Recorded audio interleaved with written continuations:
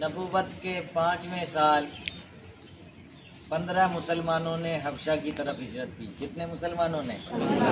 ان میں سے 11 مرد تھے اور 4 عورتیں تھیں۔ حبشہ کی طرف ہجرت کرنے میں کتنے مرد تھے اور کتنی عورتیں تھیں؟ کل تعداد کتنی تھی؟ اور ان کے سربراہ حضرت عثمان ذو النورین رضی اللہ تعالیٰ عنہ اور حضرت جعفر طیار رضی اللہ تعالیٰ عنہ تھے۔ حضرت عثمان غنی ذو النورین نے حبشہ کی طرف ہجرت کی اور ان کے ساتھ میں حضرت جعفر طیار رضی اللہ تعالیٰ عنہ تھے، اور ساتھ میں حضرت رقیہ رضی اللہ تعالیٰ عنہ حضور علیہ الصلوۃ والسلام کی شہزادی تھی، جو حضرت عثمان غنی ذو النورین رضی اللہ تعالیٰ عنہ کی نکاح میں تھی۔ تو یہ حبشہ کی طرف پہلے انہوں نے ہجرت کی۔ کیوں کی؟ کیونکہ کفار نے ظلم بہت کیا، مشرکین مکہ نے ظلم بہت کیا مسلمانوں پر ابتدائی حالات میں۔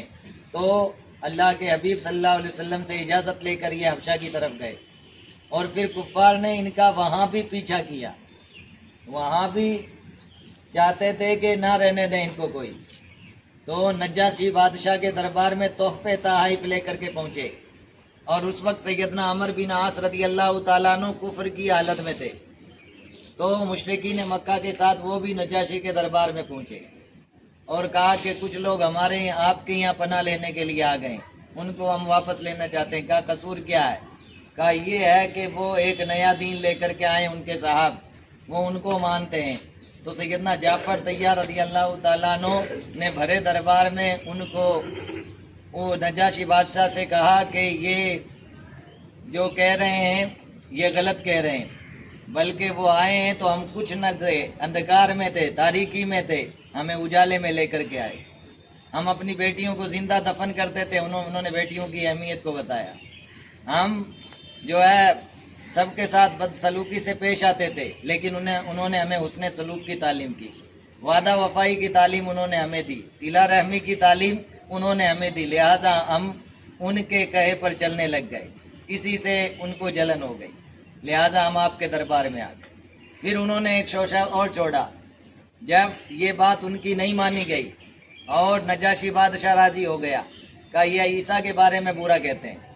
سیدنا عیسیٰ علیہ الصلوۃ والسلام کو رب کا بندہ اور اس کا رسول اور اس کی بندی سیدہ مریم طاہرہ رضی اللہ تعالیٰ عنہا کے بطن سے پیدا ہونے والا بچہ کہتے ہیں۔